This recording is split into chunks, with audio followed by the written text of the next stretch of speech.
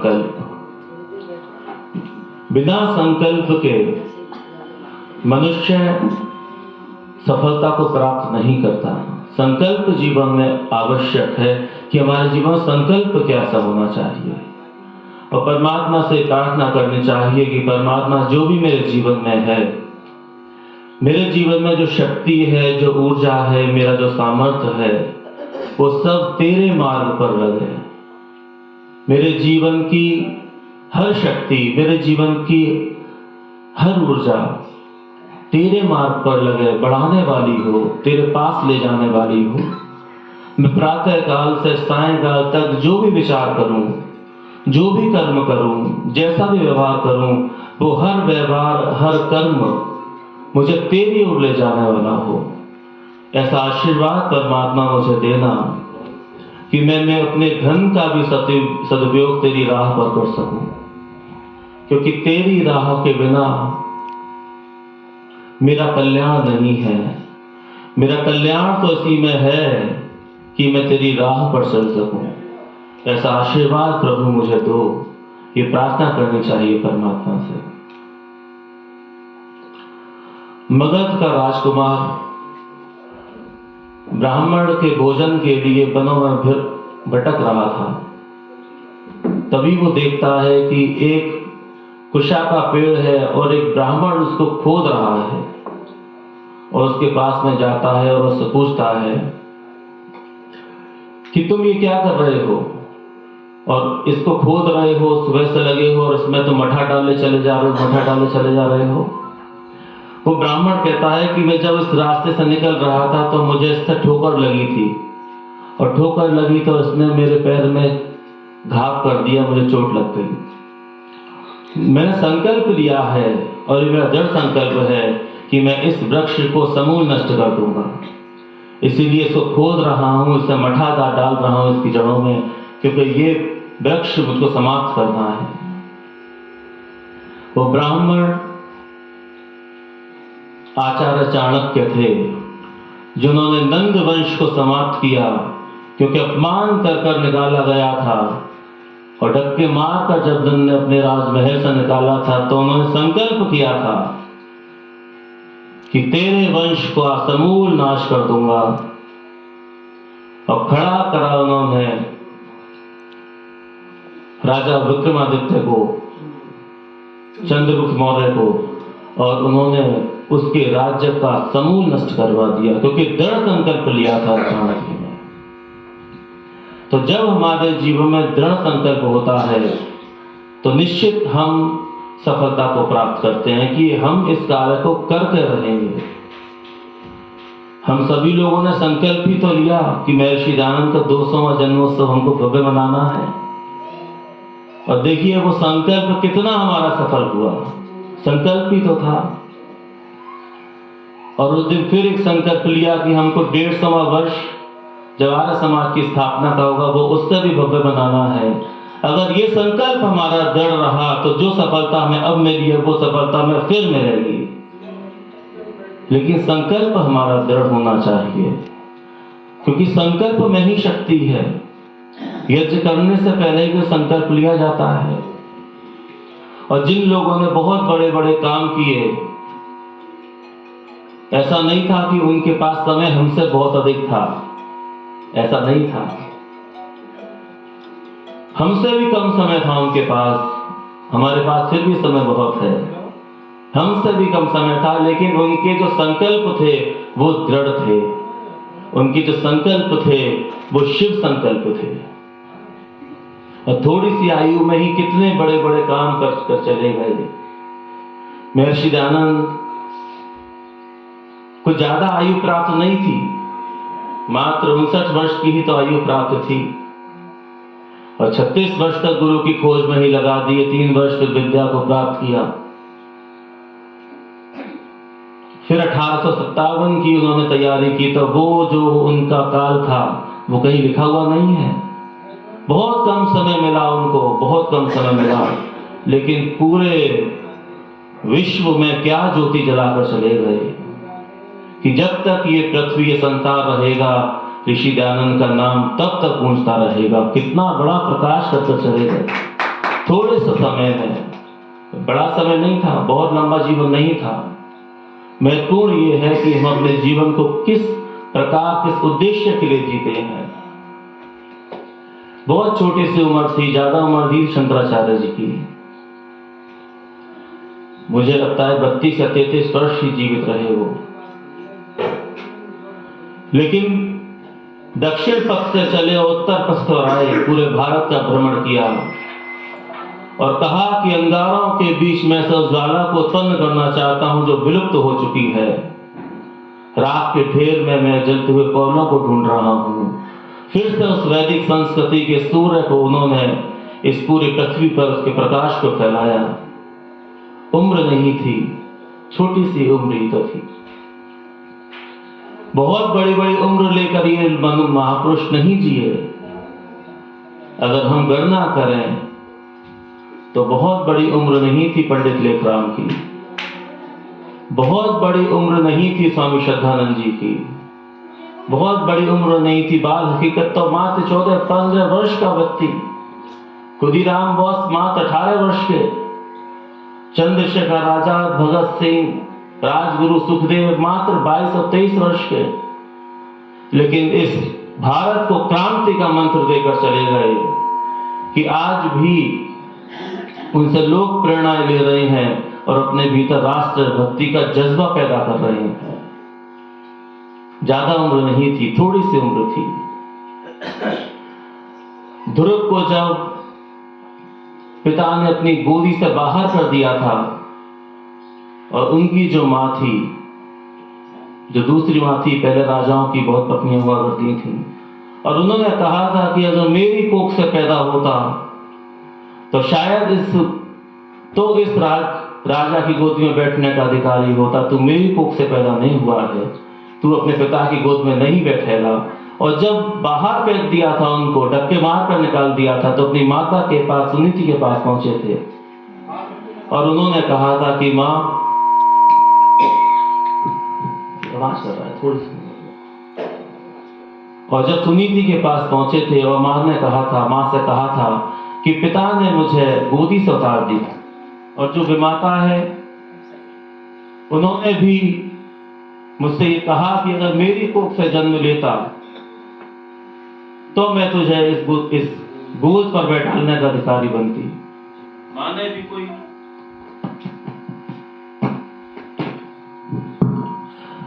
भी कोई ईर्ष्या द्वेष की बात नहीं कही। मां ने ये कहा कि बेटा, छोटी सी गोद, छोटे से पिता की गोद में खेलने के लिए संसार में तू नहीं आया है, तो विश्व के जो सबसे बड़ा पिता है उसकी गोद में खेल। तू अपने कर्म को इतना ऊंचा कर कि तू विश्व के पिता की गोद में खेल सके। इतना कर्म तेरा ऊंचा होना चाहिए। और छोटी सी उम्र थी ध्रुव की, लेकिन दृढ़ निश्चय कर लिया कि जो जगत का पिता है अब तो उसी की गोद में बैठना है, और बैठकर दिखा दिया। महर्षि दयानंद भी तो संकल्प के साथ निकले थे अपने घर से कि दृढ़ संकल्प लेता हूं। और कितना कितना आप सब लोग जानते हैं कि उनके जीवन में कितने कितने उतार चढ़ाव आए, पिता ने कैसे उनको निकाल कर ले गए, कहां कहां क्या स्थितियां हुई, लेकिन उनका संकल्प दृढ़ था। संकल्प के साथ कोई विकल्प नहीं था।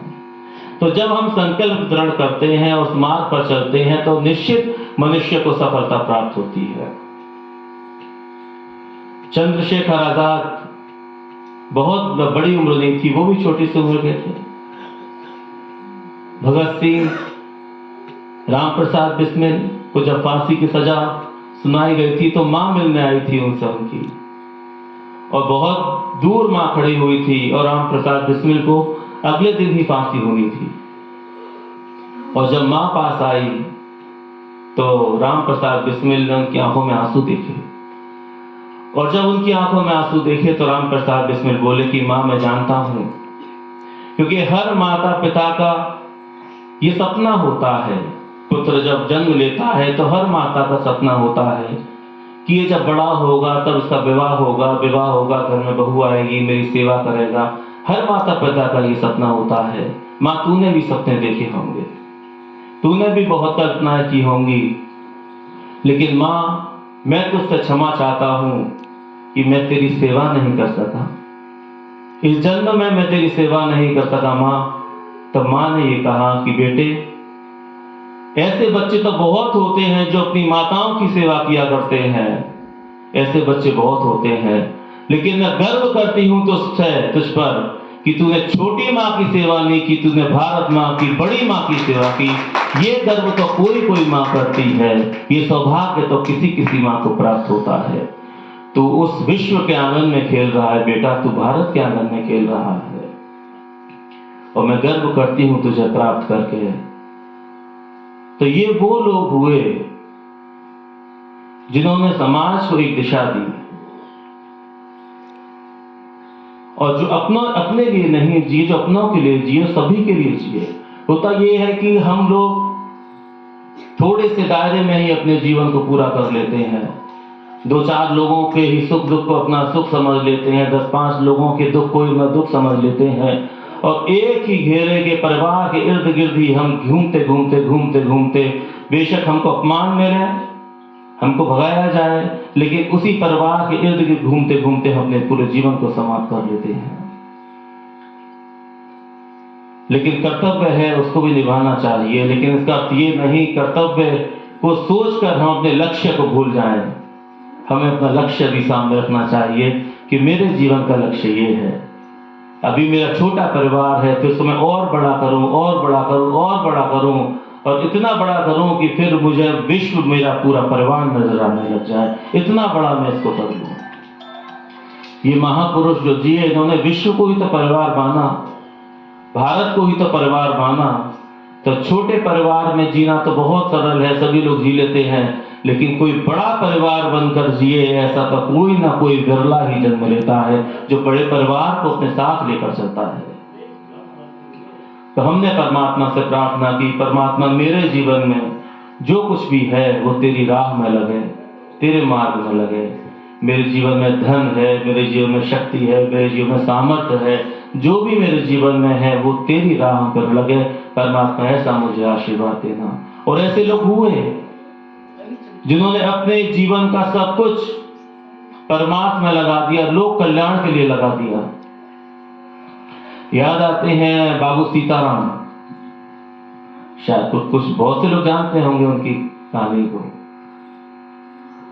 रात भर वेश्या के कोठे पर रहे, नाच गाना देखा, और नाच गाना देखकर वेश्या के साथ ही रहे, और सुबह लगभग 4-5 बजे का समय था, तब अपने घर की ओर जा रहे थे। प्रातःकाल 5 बज गए, 6 का समय हो गया, और घर जाते समय उनके खेत पड़ते थे, और खेत बहुत ज्यादा थे उनके। अब वो किनारे से घोड़े पर सवार होकर निकल रहे थे। तभी क्या देखते हैं कि उसी खेत पर एक महात्मा बैठे हुए हैं। उनके पास जाते हैं कि महात्मा, यहां क्या कर रहे हो आप? और खेत में से आपने गाजर तोड़ ली, गाजर आप खा रहे हो? महात्मा जी बोले, हाँ, मुझे भूख लग रही थी तो मैं 2 गाजर खा चुका हूं, और 2 गाजर तोड़कर मैंने अपने पास रखी हुई हैं। बोले, आपको पता नहीं कि किसी की कोई चीज, वैसे आप महात्मा हो, किसी की कोई चीज लेते हैं तो उससे पूछते हैं? महात्मा जी बोले कि मैं कल शाम से यहां बैठा हुआ हूं, क्योंकि कल शाम को भी मैंने गाजर खाई थी। मैं प्रतीक्षा कर रहा हूं कि जब इस खेत का मालिक आएगा तो जो 2 गाजरों का मूल्य होगा, जो 2 गाजर मेरे पास हैं, 4 गाजरों का मूल्य होगा, वो मैं इसको दे दूंगा। मैं उस खेत के मालिक की प्रतीक्षा कर रहा हूं। अरे बाबू सीताराम बोले कि मैं तो, मेरा ही खेत है, मैं ही इसका मालिक हूं। बोले, आप इसके मालिक हैं तो बताइए 4 गाजरों की क्या कीमत है? बोले, महात्मा जी आप भूखे हैं? उसने कहा कि हाँ भूखा हूं, लेकिन मैंने गाजर खाकर तृप्त हो गया। लेकिन तुम बताओ, तुम सुबह सुबह कहां से आ रहे हो? 5 बजे घोड़े पर सवार होकर तुम कहां से आ रहे हो? तब उसने कहा कि मैं पुलिस में दरोगा हूं, और मैं वेश्या के कोठे पर जाता हूं। और कोई भी कुकर्म ऐसा नहीं है जो मैं नहीं करता हूं। तो उन्होंने कहा फिर घर पर कौन है? बोले घर पर मेरी पत्नी है। अगर आपको भूख लगी है, आपको भोजन चाहिए, तो आप मेरे घर चलिए, वहां हम भोजन कराएंगे। ये महात्मा जी बोले कि घर क्या जाना, तुम्हारा धर्म तो पाप से भरा हुआ है। तुम कह रहे हो सारे शौक तुम्हारे भीतर हैं, और तुम कह रहे हो कि तुम पैसा जो धंधा लेते हो अपने पेशे में, वो भी तुम गलत तरीके से लेते हो, तो तुम्हारे घर जाके क्या करना? उस घर की तो मुझे हवा भी नहीं खानी है। ऐसे पाप के साम्राज्य में बैठकर मैं क्या करूंगा? तो बाबू सीताराम कहते हैं वो ठीक है कि मैं बहुत दुष्ट हूं, मैं बहुत कुकर्मी हूं, मैं बहुत पापी हूं, लेकिन जो घर में बैठी हुई है मेरी पत्नी, वो बहुत धर्मपरायणा है, वो बहुत धर्म को मानने वाली है, वो बहुत भक्ति को मानने वाली है। मैं आपसे प्रार्थना करता हूं आप मेरे घर चलिए। जब वो आपको देखेगी तो बहुत खुश हो जाएगी, क्योंकि वो हमेशा मुझसे कहती है कि कोई साधु महात्मा मिले तो लेकर आना, हम उसे भोजन कराएंगे। तो मैं चाहता हूं आप हमारे घर चलिए। बोले घर? बोले हाँ आप घर चलिए, क्योंकि मेरा घर नहीं है, घर एक मंदिर है, और उस मंदिर में वो देवी बैठी हुई है। बोले दुखी नहीं होती? बोले निश्चित दुखी होती है, और जब जाता हूं तभी खाना खाती है। अगर 2 दिन बाद लौटता हूं तो 2 दिन तक कुछ नहीं लेती, फलों पर रहती है, और वो भोजन भी नहीं करती मेरे बिना। बोली कुछ कहती है? बोली हाँ कहती है, बस हाथ जोड़कर इतना कहती है कि जन्म जो मिला है ये बहुत पुण्यों से मिला है, इसे क्यों खराब कर रहे हो? मैं भी उससे कहता हूं कि अरे भाग्यवान, तू किसे समझा रही है, किसको समझा रही है? मैं भी उसके हाथ जोड़कर वहां से निकल जाता हूं कि मैं भी तेरी बात को समझने वाला नहीं हूं। ये मैं जानता हूं कि मैं पाप से लिप्त हूं, लेकिन मेरी पत्नी है वो बहुत पवित्र है, तो उसकी खुशी के लिए आप चलो। ये महात्मा जी भी बोले चलो ठीक है। घोड़े पर बैठ गए, घोड़े पर बैठ कर उसके घर चले गए। घर में जब प्रातःकाल हुआ, पत्नी दरवाजे खोले तो पत्नी बड़ी प्रसन्न हुई कि महात्मा जी को लाए हो। घर में नौकर चाकर थे।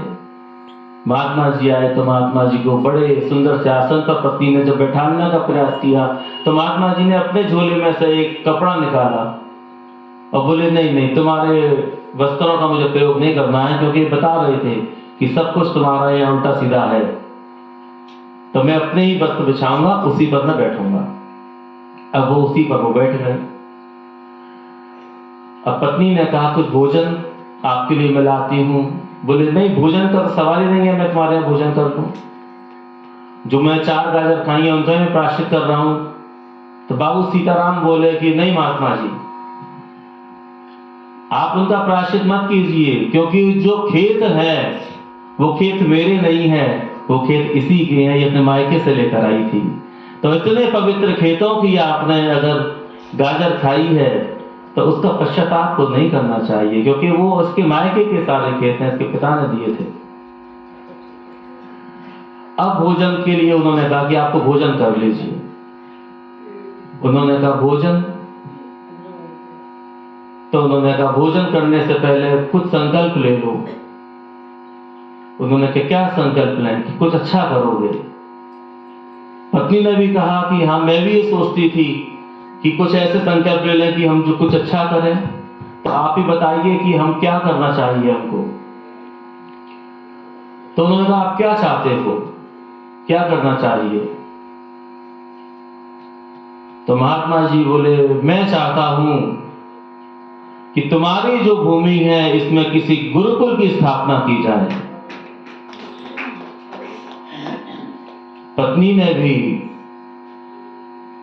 बिना बाबू सीताराम के पूछे ये कह दिया कि महात्मा जी हमारे कोई संतान नहीं है, और भूमि हमारे पास सैकड़ों बीघा है। मैं भी ये सोचती थी कि कोई संतान हो, 1-2 जो मेरे आंगन में खेल सके, उसकी किलकारियां मेरे आंगन में गूंज सके। लेकिन आज मैं गर्व से कह सकती हूं कि मेरे आंगन में हजारों हजारों बच्चों की किलकारियां गूंजेंगी, क्योंकि आप गुरुकुल की स्थापना विस्तार से करेंगे।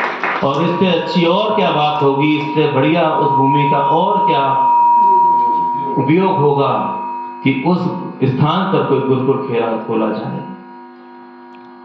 वो महात्मा स्वामी दर्शनानंद सरस्वती जी थे जिन्होंने गुरुकुल महाविद्यालय की स्थापना की, जो ज्वालापुर में है, जिसको स्वामी रामदेव जी ने अभी आचार्य कुलम बनाने के लिए जिसको लिया गया है, उसका नाम दर्शनानंद महाविद्यालय ज्वालापुर रखा गया है।